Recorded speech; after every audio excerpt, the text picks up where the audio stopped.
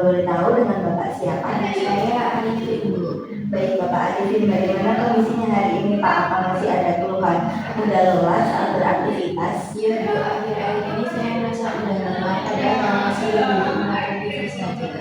Baik, sebelum kita lanjutkan, saya mau menginformasikan bahwa kejadian ini bersifat rahasia ya Pak. Jadi semua informasi yang Bapak sampaikan nanti akan dijaga kerahasiaannya dan hanya digunakan untuk proses perawatan saja. Konseling ini berlangsung sekitar 10-15 menit. Bagaimana? Apa Bapak Arifin bersedia? Ya, Bu, saya bersedia. Baik, untuk selanjutnya saya akan jelaskan terkait tujuan konseling hari ini, yaitu mengatur pola makan Bapak yang tepat sehingga nantinya tubuh Bapak menjadi lebih bugar dan sehat ya. Untuk beberapa tahapan yang akan kita lakukan, pertama yaitu asesmen, yaitu pengukuran ataupun wawancara mulai dari antropometri, yaitu tinggi badan dan juga berat badan, kemudian fisik klinis, dari histori atau pola makan, lalu ekologi. Kemudian yang kedua adalah menjelaskan terkait permasalahan gizi, kemudian memberikan edukasi terkait pola makan yang tepat, lalu menetapkan target perubahan pola makan, serta yang terakhir kita akan mengevaluasi bagaimana perkembangan perubahan pola makan. Bagaimana Bapak? Apa sudah siap? Ya, sudah siap, Bu. Baik, nanti ada yang merasa tidak nyaman bisa langsung disampaikan saja ya. Ya, Dan yang pertama kita lakukan pemeriksaan negara dan juga berat badan dulu ya Pak.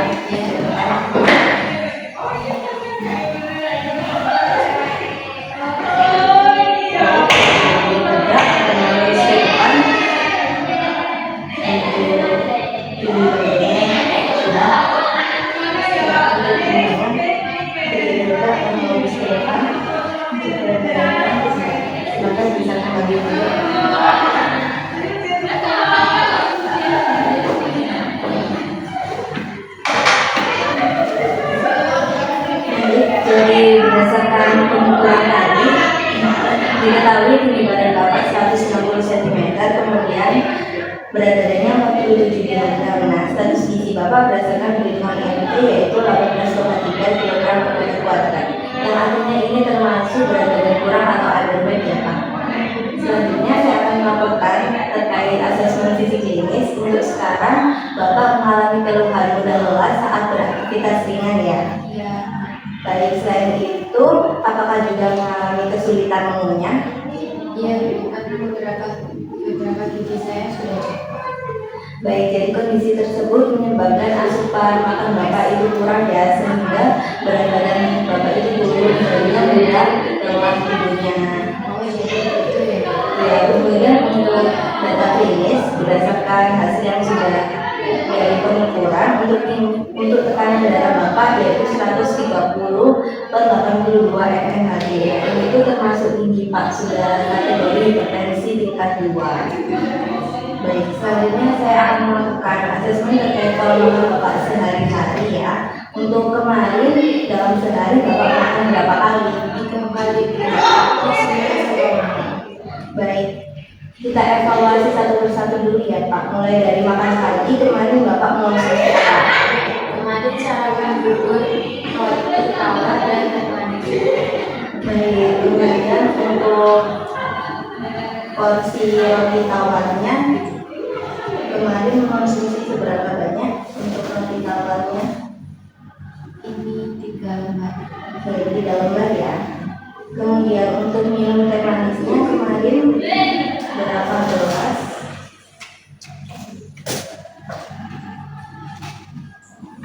Untuk tehnya kemarin berapa gelas?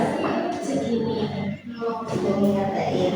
Kemudian untuk selingan paginya apa mengonsumsi Pak? Tidak. Oke, tidak mengonsumsi ya. Lalu untuk makan siangnya kemarin mengonsumsi apa nih? Kemarin makan mie instan kuah soto, telur rebus, sama pepaya.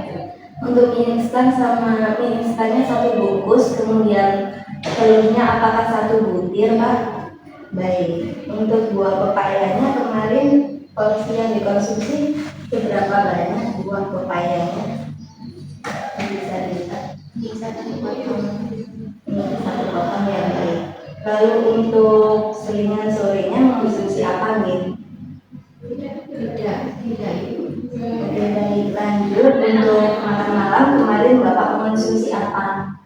Kemarin makan nasi putih, ikan asin goreng, sama sayur bening bayam. Baik, untuk porsi nasinya apakah menggunakan centong nasi? Ya, Ya, untuk centong nasinya yang mana ya Pak? Oke, tidak centong ya. Lalu untuk porsi ikan asinnya kemarin seberapa banyak Pak ini? Yang ini 1 ekor ya. Baik, untuk sayur bening bayamnya kemarin mengonsumsi seberapa banyak? 3 centong Sayur. Baik, centong sayur ya. Kalau untuk aktivitas fisiknya seberapa sering Bapak berolahraga? sangat jarang Bu, sehari-hari lebih sering duduk sama Baik, saya simpulkan ya Pak. Jadi berdasarkan hasil wawancara tadi diketahui kalau pola makan Bapak ini belum teratur ya, karena hanya 3 kali makan utama saja, tidak ada asupan dari selingan. Kemudian belum seimbang ini karena asupan natriumnya ini masih tinggi ya Pak, dari mie instan, kemudian roti tawar, lalu dari ikan asin. Nah, kemudian untuk konsumsi buah, sayur, sama protein hewan ini juga masih kurang ya Pak. Nah, ini sudah saya hitung untuk persen pemenuhan gizi dari pola makan Bapak tadi. Untuk energinya ini 57,9%, yang artinya kurang. Kemudian proteinnya ini juga kurang 58,4%. Kemudian lemaknya 36,2%. Lalu karbohidratnya 65,7%. Yang artinya kebutuhan gizi Bapak mulai dari energi sampai energi, protein, lemak, sama karbohidrat ini masih kurang atau defisit ya Pak. ya Pak. Baik, untuk selanjutnya berdasarkan hasil asesmen yang sudah saya lakukan tadi, saya bisa menyimpulkan permasalahan gizi yang Bapak alami. Yang pertama yaitu asupan makan kurang, kemudian asupan natriumnya ini masih tinggi, lalu pemilihan makanan Bapak ini kurang tepat, bisa dilihat dari konsumsi gorengan, kemudian makanan tinggi garam, lalu mengonsumsi sayur dan buah sama proteinnya ini juga masih rendah. Kemudian yang terakhir ini Bapak ada kesulitan mengunyah ya. Ya, jadi itu menyebabkan asupan makannya itu kurang. Ya baik, jadi berdasarkan pola makan Bapak tadi, menurut Bapak mana yang harus diperbaiki? Mungkin makanan instan dan ikan asin ya Bu. Baik, dari skala 0 sampai 10, kira-kira seberapa penting Bapak untuk memperbaiki pola makan ini? Mungkin di angka 8. Ya, cukup tinggi ya Pak, kenapa tidak di angka lebih rendah 4 atau 5? Supaya badan lebih sehat dan tidak gampang capek. Baik, jadi Bapak sudah memiliki keinginan merubah pola makan untuk tubuhnya menjadi lebih sehat ya. Iya. Baik, selanjutnya saya akan menjelaskan secara mudah terkait pengaturan pola makan Bapak yang tepat. Jadi diet yang tepat untuk Bapak ini adalah diet rendah garam, tinggi serat, atau disebut juga dengan diet beras. Nah, dari pengaturan diet tadi kita akan mencapai beberapa tujuan. Yang pertama adalah mencapai berat badan ideal secara bertahap, kemudian mencukupi kebutuhan gizi secara seimbang, lalu mengatasi keluhan mudah lelah, serta membantu menjaga tekanan darah ini tetap stabil. Nah, dari prinsip di atas ada beberapa hal yang harus diperhatikan. Yang pertama ini mengurangi makanan tinggi garam seperti dari ikan asin, kemudian dari roti tawar yang instan sama mie instan juga ya Pak. Lalu memperbanyak lauk, terutama dari sumber protein hewani seperti ayam, tanpa kulit, kemudian ikan sama telur. Lalu memilih makanan yang lunak serta mudah dikunyah. Nah, serta mengganti pola makan yang porsi makannya itu kecil tapi sering ya Pak. Lalu memperbanyak sayur, buah, serta mengganti minuman manis itu dengan air putih. Kalau ingin yang manis-manis bisa mengonsumsi jus yang rendah gula. Baik, kalau dari pola makan Bapak tadi yang harus diperbaiki ini dari mie instan ini sebaiknya diganti dengan makan seimbang, ada nasi, kemudian lauk sama sayur, buah. Lalu ikan asin ini diganti dengan ikan segar lainnya ya Pak. Jadi ikan asin dibatasi. Kemudian teh manis ini dikurangi gulanya yang bisa jadi teh tawar, atau mengonsumsi air putih sama jus buah yang dari tadi. Lalu untuk bubur ini boleh dikonsumsi Pak karena mudah dikunyah. tetapi ditambah lauk seperti telur atau ayam supaya gizinya lebih lengkap ya Pak. Nah, di sini juga ada daftar bahan makanan yang dianjurkan sama tidak dianjurkan. Ini karbohidratnya ini ada nasi, kemudian kentang, sama ubi, singkong. Kemudian protein hewaninya ada telur, ayam tanpa kulit, sama ikan, sama daging rendah lemak, tahu tempe, susu sir. Lalu untuk sayur sama buahnya ini semua ya Pak, intinya yang segar, tidak diawetkan. Kemudian lemaknya ini bisa menggunakan lemak sehat seperti minyak kelapa, kemudian olive oil. Nah, makanan yang tidak dianjurkan ini ada yang makanan yang keras atau sulit untuk dikunyah, lalu makanan terlalu kering, kemudian makanan rendah protein, makanan instan berlebih, sama minuman tinggi gula. Nah, selanjutnya saya akan buatkan rencana sehari yang bisa Bapak praktikkan di rumah ya.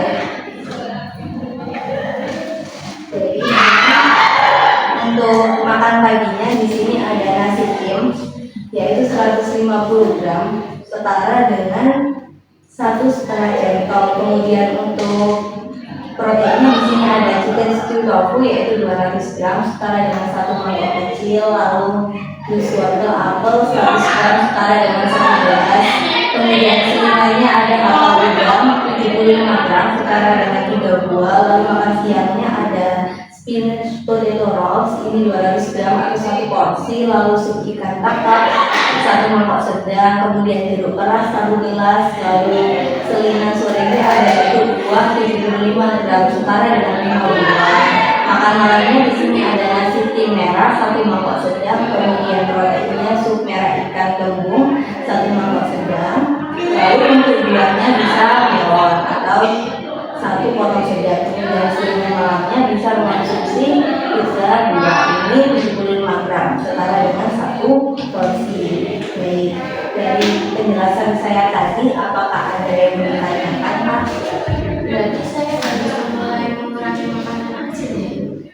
Iya betul Pak. Nah selanjutnya dari beberapa anjuran pola makan tadi, menurut Bapak mana nih yang Bapak komitmen untuk bisa melakukan terlebih dahulu? Mungkin saya mau mulai mengurangi mie instan dan nasi.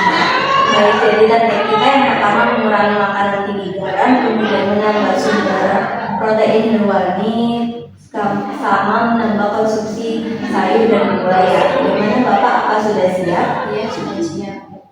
Baik, kita mulai dari langkah kecil dulu ya Pak, yang penting konsisten. Kemudian dari target yang sudah kita tetapkan tadi, apa ada hal yang bisa menjadi penghambat Pak? Kadang lebih suka makanan yang praktis, Pak. Baik, selain itu apa ada lagi? Karena susah mengunyah, jadi sering pilih makanan instan.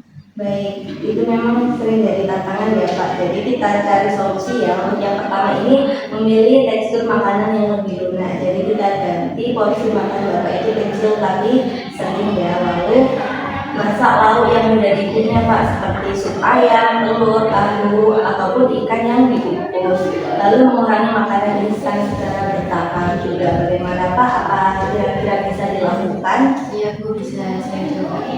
Baik, nah supaya kita bisa mengetahui perkembangan pola makan Bapak tadi, kita akan melakukan monitoring evaluasi ya. Jadi dalam 1 minggu ke depan Bapak akan melakukan pencatatan mulai dari bahan makanan dan juga minuman apa saja yang dikonsumsi, kemudian pola makan Bapak sama keluhan lelah itu seberapa sering munculnya atau sudah membaik gitu ya Pak. Nah pencatatannya ini bisa dilakukan di HP atau di buku kecil saja yang menurut Bapak mudah dilakukan dan juga mudah diingat. Bagaimana Bapak, apa bersedia? Saya bersedia. Baik, selanjutnya di rumah Bapak siapa biasanya yang menyiapkan makanan? Istri saya, Bu. Baik, jadi nanti bisa meminta bantuan dari istrinya untuk menyiapkan makanan sesuai dia tadi ya Pak. Ya, jadi Bapak tidak perlu khawatir, ada istri di rumah yang bisa mendukung Bapak mencapai target konseling ini. Nah, baik, sebelum konseling ini kita akhiri, saya mau mengonfirmasi lagi apa saja yang harus Bapak lakukan di rumah untuk mencapai target tadi. Mengurangi makanan asin dan instan, makan lebih teratur, sama memperbanyak lauk dan sayur. Baik, sudah betul ya Pak. Jadi catatan selama 1 minggu ke depan nanti akan kita evaluasi sama-sama untuk mengetahui bagaimana perkembangan dari pola makan Bapak. Sebelumnya terima kasih ya Pak sudah bersedia meluangkan waktunya hari ini dan mengikuti konseling ini. Ya, Dewa, terima kasih kembali. Iya, sama-sama Pak. Semoga kondisinya lekas membaik. Ya, terima kasih. Iya.